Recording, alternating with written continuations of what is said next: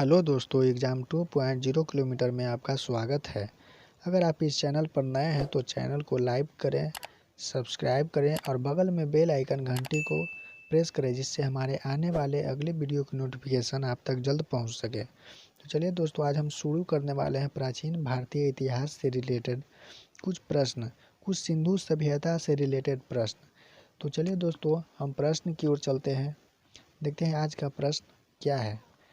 तो आज का प्रश्न है, उपनिषद काल के राजा अशुपति शासक थे। उपनिषद काल के राजा अशुपति शासक थे। तो यह कहाँ के शासक थे? केकई के शासक थे। कहाँ के शासक थे? केकई के शासक थे। इसकी व्याख्या देखा जाए तो इस प्रकार है।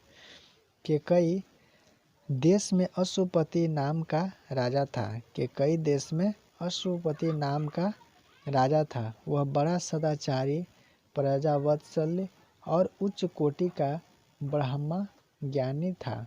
जो उच्च कोटि का ब्रह्म ज्ञानी था। उसके वैश्यानगर सभी मनुष्यों का व्यापक। वैश्यानगर अर्थात इसका अर्थ होता है सभी मनुष्यों में व्यापक। महात्मा की सफलतापूर्वक खोज की थी। इन्होंने महात्मा की सफलतापूर्वक खोज की थी।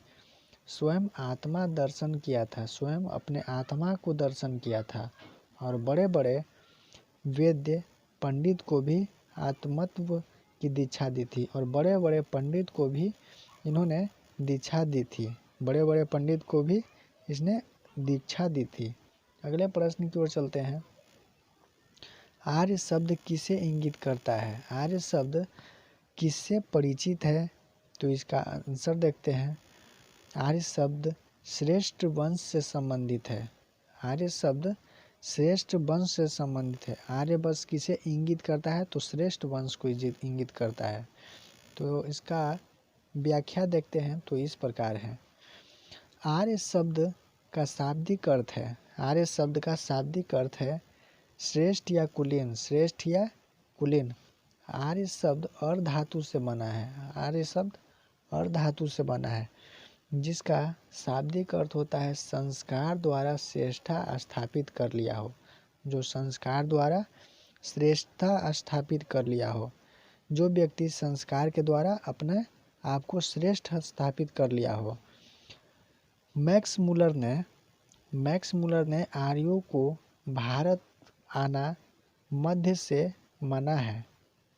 मैक्स मुलर ने आर्यों का भारत आना। मैक्स मुलर ने आर्यों का भारत आना। आर्य कौन थे? आर्य पंडित थे। सीधी सी बात। आर्य को भारत आना मध्य एशिया से माना था। मैक्स मुलर ने कहा था कि उन्होंने माना कि आर्य थे जो कहाँ से आए थे? मध्य एशिया से आए थे।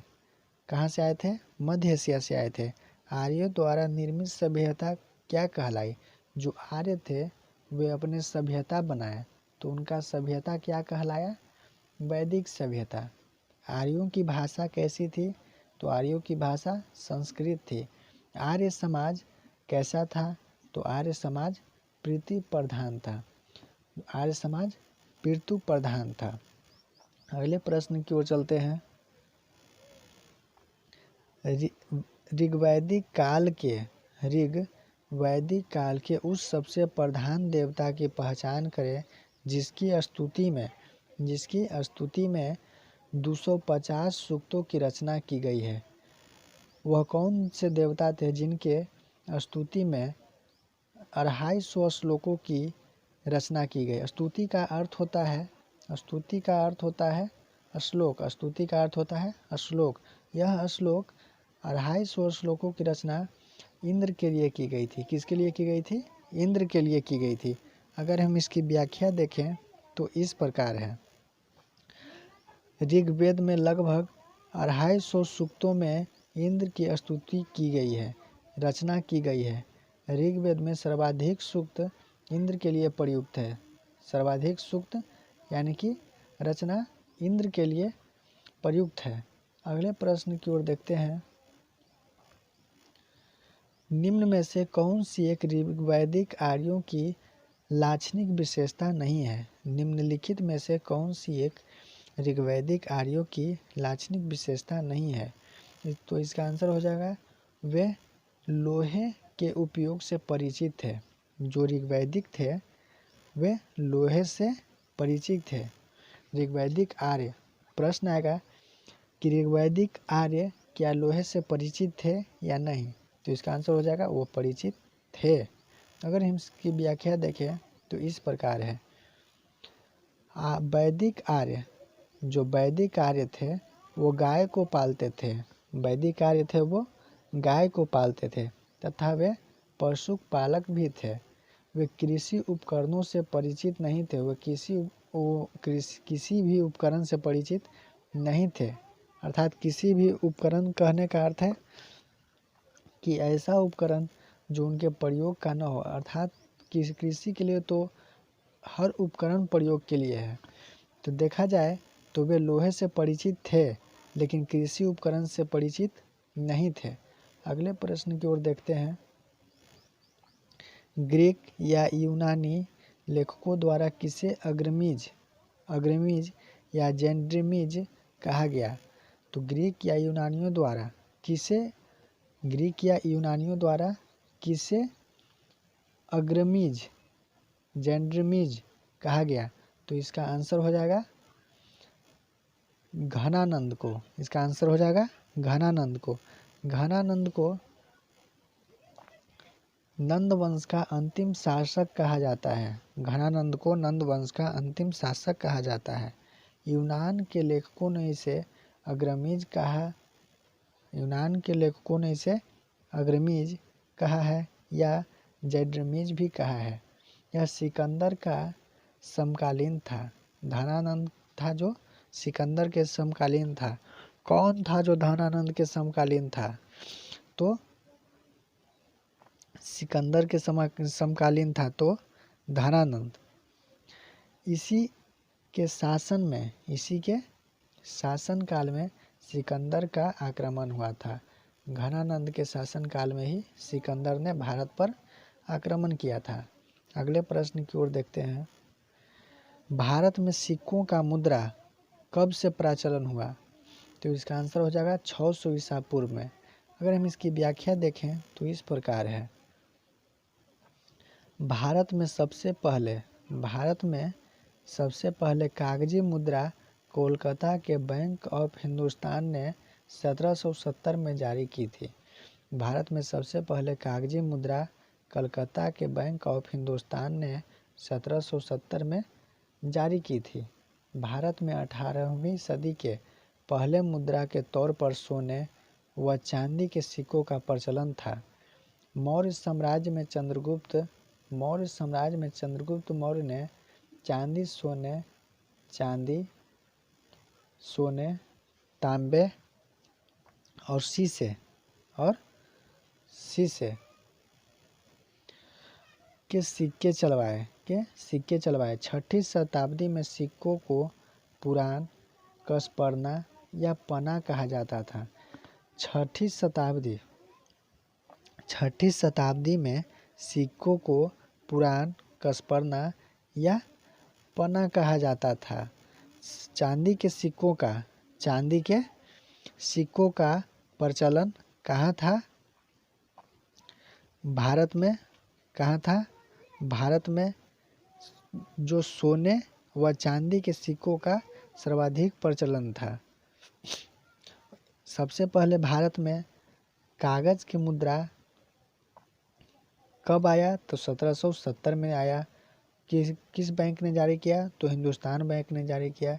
यह बैंक कहाँ के था? तो कलकत्ता के बैंक था। अगले प्रश्न की ओर देखते हैं। मगध के किस प्रारंभिक शासक ने राज्यारोहण के लिए अपने पिता की हत्या की एवं इसी कारणवश अपने पुत्र द्वारा मारा गया? तो इसका आंसर हो जाएगा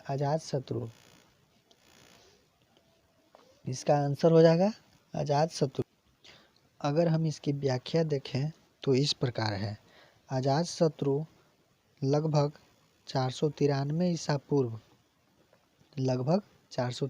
ईसा पूर्व मगध का एक प्रतापी सम्राट और बिम्बसार का पुत्र था। मगध का एक प्रतापी सम्राट भी था और साथ में बिम्बसार का पुत्र था। कौन? अजातशत्रु, जिसने अपने पिता बिम्बसार को मारकर राज्य प्राप्त किया। बिम्बसार को मारकर राज्य प्राप्त किया। अगले प्रश्न की ओर देखते हैं। प्राचीनतम विश्वविद्यालय कौन था? सबसे प्राचीन विश्वविद्यालय कौन था? तो इसका आंसर हो जाएगा नालंदा विश्वविद्यालय, जो सबसे प्राचीनतम विश्वविद्यालय था। अगर हम इसकी व्याख्या देखें तो इस प्रकार है। यह प्राचीन दरबे में उच्च शिक्षा का सर्वाधिक महत्वपूर्ण और विख्यात केंद्र था। यह शिक्षा का सर्वाधिक महत्वपूर्ण केंद्र था, जो विख्यात था, जो सभी देशों में इसका नाम फैला था। महायान बौद्ध धर्म के इस शिक्षा केंद्र में हीनयान बौद्ध धर्म के साथ ही अन्य धर्मों के साथ तथा अनेक देशों के छात्र पढ़ते थे। जो महायान बौद्ध धर्म, जो बौद्ध धर्म का दो भागों में विभाजित हुआ था, हीनयान और महायान, तो उसी में से महायान और हीनयान थे, जो इसी शिक्षा केंद्र में अपने अन्य धर्मों के साथ अनेक देशों के छात्र पढ़ते थे। अनेक देशों के छात्र पढ़ते थे। अगले प्रश्न की ओर देखते हैं। जैन धर्म का आधारभूत बिंदु है। जैन धर्म का आधारभूत बिंदु क्या है? तो इसका आंसर हो जाएगा अहिंसा। जैन धर्म का आधारभूत बिंदु क्या है? अहिंसा। अगर हम इसकी व्याख्या देखें तो इस प्रकार है।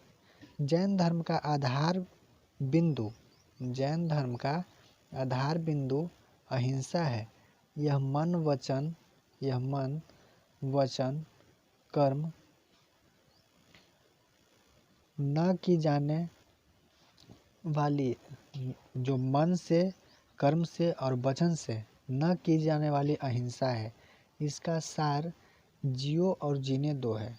इसका सार क्या है? जियो और जीनो दो है। अहिंसा 5 महाव्रतों में प्रमुख है। अहिंसा है जो 5 महाव्रतों में प्रमुख है। अगले प्रश्न की ओर देखते हैं। निम्नलिखित में से बुद्ध के जीवन काल में ही संघ प्रमुख होना चाहता था। बुद्ध के जो वर्तमान उस समय वो जीवन काल था उनका, बुद्ध का, तो उसी समय कौन था जो बौद्ध संघ का प्रमुख होना चाहता था? तो इसका आंसर हो जाएगा दोस्तों देवदत्त।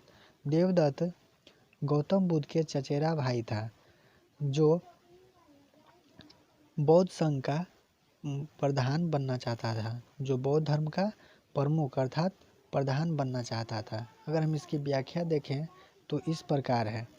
देवदत्त सुबबुद्ध के पुत्र था।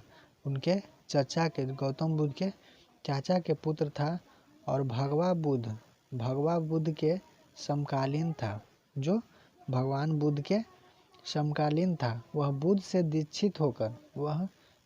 दीक्षित होकर संघ में शामिल हो गया था। प्रारंभ में बौद्ध धर्म के प्रति उसकी बड़ी आस्था थी। जब प्रारंभ में बौद्ध धर्म का दीक्षा लिया था तो उसकी बड़ी आस्था थी और अल्प अवधि यानी कि कम समय में ही उसकी गणना बुद्ध के प्रमुख एकादश शिष्यों में होने लगी थी।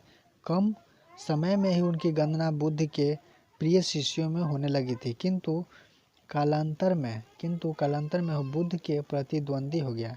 बाद में वह बुद्ध के प्रतिद्वंदी यानी कि विरोधी हो गया और उसने अजातशत्रु से मिलकर कौन? देवदत्त बुद्ध के प्राणघात के लिए कई षड्यंत्र किए थे। बुद्ध को मारने के लिए कई षड्यंत्र किए थे, परंतु वो सफल नहीं रहा। तो चलिए दोस्तों, आज हम यहीं पे अपना टॉपिक को समाप्त करते हैं। अगले टॉपिक में प्राचीन भारतीय इतिहास से कुछ और रिलेटेड प्रश्न लेकर आएंगे। तो तो हमारे चैनल को लाइक करें, सब्सक्राइब करें, शेयर करें और हमारा वीडियो अच्छा लगा हो तो कमेंट ज़रूर करें। धन्यवाद दोस्तों।